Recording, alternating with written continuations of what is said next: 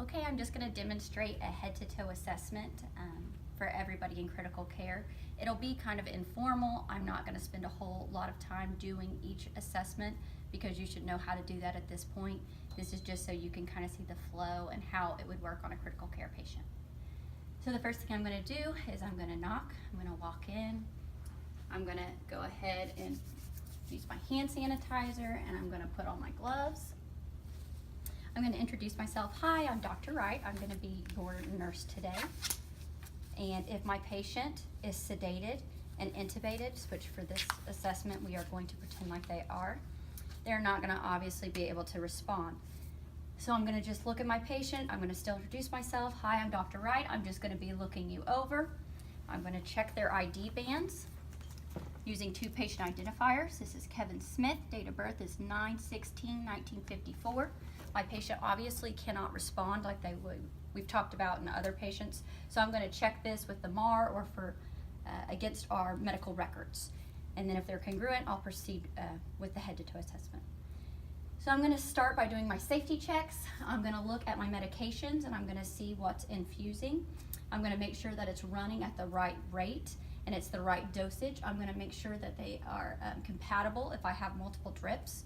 I'm also going to be just doing a across the room observation. I'm going to be looking at vital signs on the monitor, which are usually in the room as well.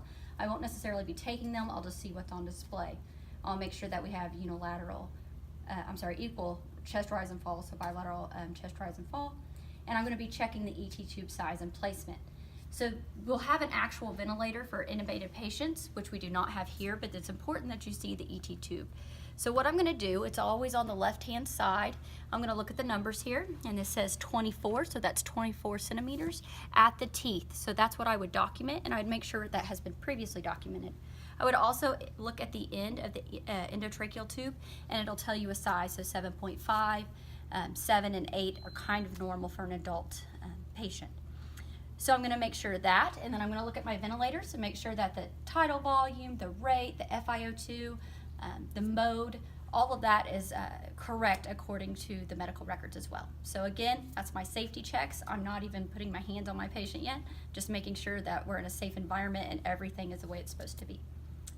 So to start with my assessment, I'm going to go ahead and inspect the scalp, making sure I don't have any lumps, bumps, contusions, or lacerations. Palpate down the chin. I'm going to look for my trachea, making sure that it is midline, we don't have any deviation. I'm going to go ahead and check the chest here, palpating bony prominences here, making sure that I don't feel any clicks or any breaking or anything along those lines. While I'm doing this, I'm looking for response of the patient. Even if they're sedated, they usually will have some response. So even if it's raising their eyebrows, I'm looking for anything that has to do with pain. So grimacing, I'm seeing how much stimulation it takes for my patient to respond.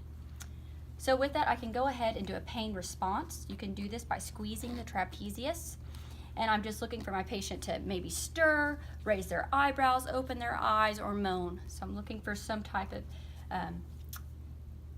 response to this physical stimuli. Okay, so I'm going to have my pen light. I don't think I have my pen light, but I do have my pen, so we'll just click it here. You usually have to pull back their eyelids, and I'm looking here in the pupils for it to constrict. And I'm making sure that we're equal, round, reactive to a light. They obviously cannot do accommodation at this point because they cannot follow commands. I'm going to go ahead and look in my oral cavity, making sure I don't see any breakdown of mucous membranes.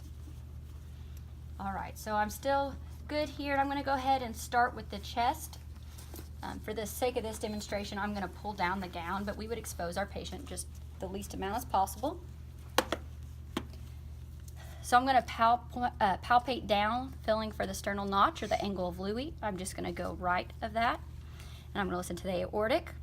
I'm going to come straight across that second intercostal space, and I'm listening to the pulmonic.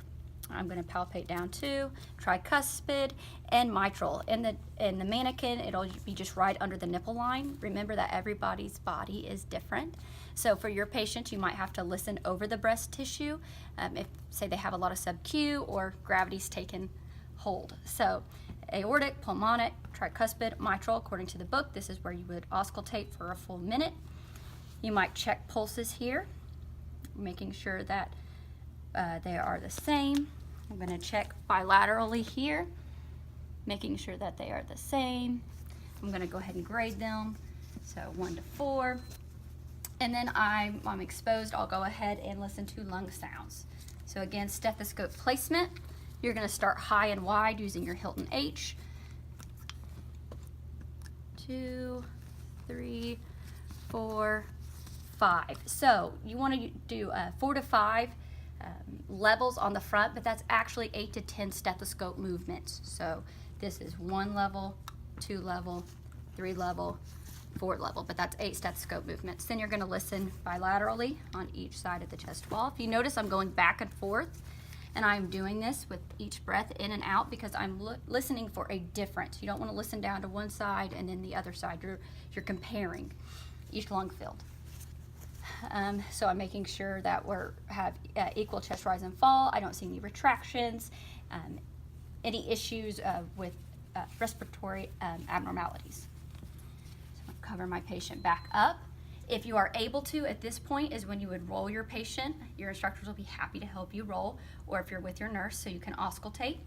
Sometimes it is not appropriate. We have patients in the ICU that have to have low stimuli or maybe have increased ICP or some other advanced monitoring where it is contraindicated for us to be moving them at the time, and that's okay as well, just as long as you know what you need to do. So we are now going to come down here. I'm going to look at the abdomen. Remember, inspect, auscultate, and then palpate. So I found the umbilicus, and I'm listening to all 4 quads. According to the book, you need to auscultate for a minute in each quadrant. For critical care, it's okay that if you start hearing gurgling, you can go ahead and move on to the next. If you do find an abnormality, that's when I want you to auscultate for the full minute. So I inspected, I auscultated, and then I'm going to palpate. I'm going to do light palpation and a deep palpation. As you're doing this, I want you to be looking at your patient. You're looking for grimacing or any type of movement to say, hey, I have pain. Upon inspection, you're looking for any type of contusions, abrasions, maybe little petechiae, which is indicative typically of Lovenox injections. So those are just some things to monitor. So there's our GI. Before we go to GU and move down, I'm going to go ahead and check for my skin turgor up here. And then I'm going to go ahead and check cap refill bilaterally, making sure that we have that return, and it's less than 3 seconds, so we're brisk. And then I'm going to go ahead and look at the GU. So with most of our patients, we're going to have at least a Foley in. I will check and make sure that it's patent and it's draining to gravity. I will note how much milliliters are in the bag, if it's cloudy or if it's clear, if there's any sediment within the tubing, and any other abnormalities with that. We will also usually have an FMS, a fecal management system. So some of these patients have the FMS, some do not. But if you see a drain you haven't seen before, that's probably what it is. And you will monitor the same things. Is it patent, and what's draining, and what's it look like? Okay. I'm then going to palpate down the legs, and I'm looking for any type of edema, abrasions, any bony deformities. Especially when you get to this lower spot, we're going to check here, making sure that if we have edema that we're documenting, is it pitting or non-pitting? If it is pitting, we're going to grade it. We're going to check for our pedal pulses bilaterally. You might have to get a Doppler on some of these patients. You might see little X's on their foot, just so we know where to go to feel the pulses. Remember that a lot of these patients are hemodynamically unstable, so it's a little bit harder to feel that pulse because of the decreased perfusion. Then I'm going to go ahead and look at the feet here.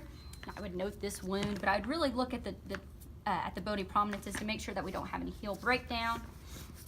Bilateral cap refill, and that we can go ahead and check their range of motion. Even though they can't follow commands if they're sedated, I can still check and make sure that we're moving okay. And then lastly, I would use my pen and I would check Babinski's. Remember, you go from little to big, and in the adult patient, you're looking for it to fan out. If it fans out, that's a bad sign. Okay, so there's your neuro check. We didn't have any fanning, we're okay.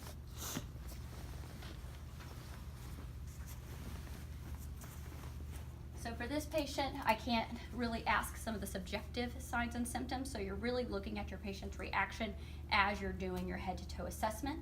I want you to be very mindful not to just take whatever is documented in the chart. That is the point of doing the head-to-toe assessment fully every 2 hours, is so we can find the changes in condition and be reactive to our patient's needs. I believe that's it.